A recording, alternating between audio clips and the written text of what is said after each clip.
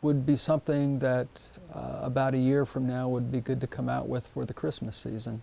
The publication process can take months, but Caceres says she isn't worried about the wait. She's receiving good feedback from parents who have purchased the book. And she says seeing children learn is all that matters. Oh, it makes me feel amazing. Like, sorry, I want to cry.